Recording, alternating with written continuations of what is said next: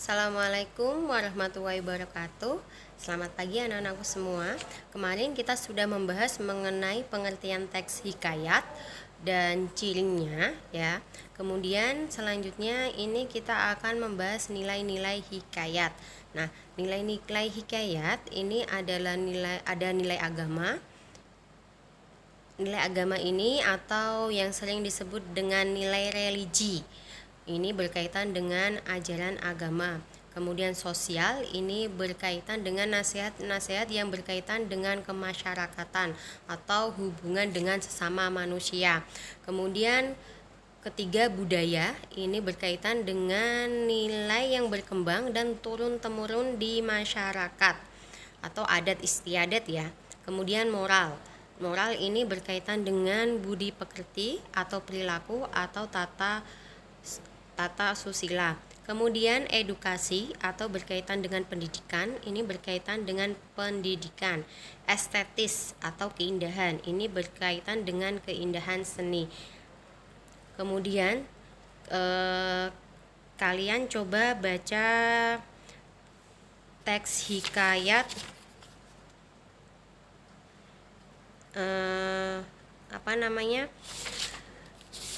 itu mengenai teks hikayat Indra Bangsawan di buku paket halaman 108. Nah, ini ada beberapa nilai yang terkandung dalam teks hikayat Indra Bangsawan di halaman 108. Yang pertama, nilai agama. Konsepnya bertakwa kepada Tuhan Yang Maha Esa. Kutipan teks, setelah umurnya Kojan Maimum 5 tahun, maka serahkan oleh bapaknya mengaji kepada banyak guru sehingga sampai umur Kojan Maimun 15 tahun. Nah, ini kata kuncinya mengaji. Ini yang menunjukkan adalah nilai agama.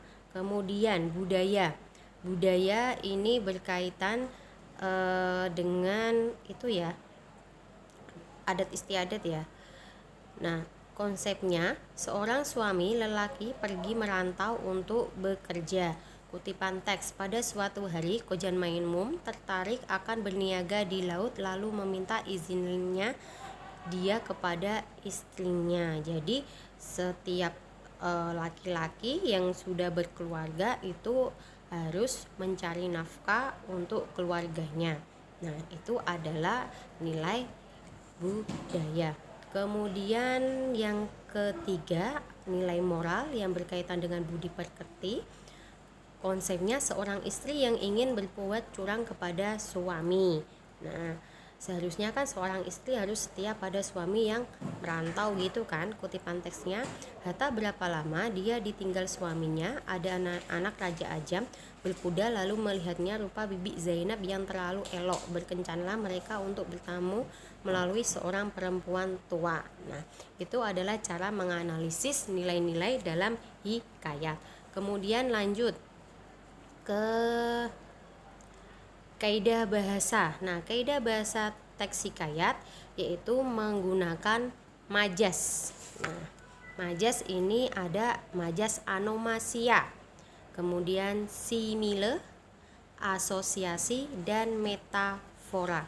Nah, majas yang pertama majas anomasia atau antonomasia ya. Nah, majas antonomasia ini majas yang menyebut seseorang berdasarkan sifat atau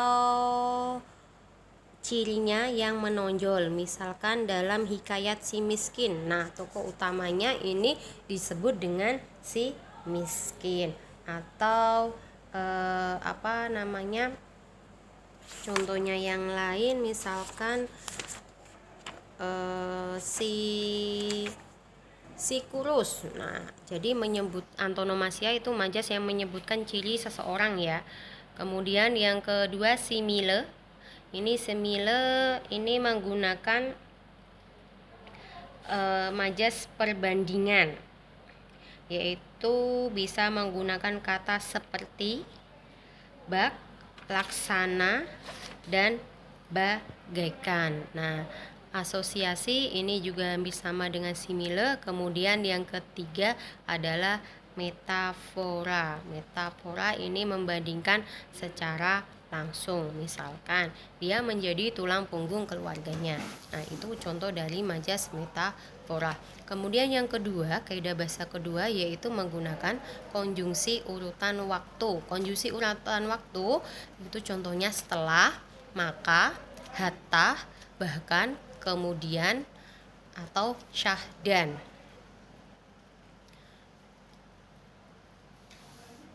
Nah, karena tadi dalam kaidah bahasa dalam teks hikayat ini banyak mengandung majas ya. Nah, ini Bu Salama jelaskan singkat saja mengenai majas. Majas ini digunakan untuk memperindah cerita yang disampaikan. Memperindah maksudnya memperindah dalam kalimat-kalimatnya ya.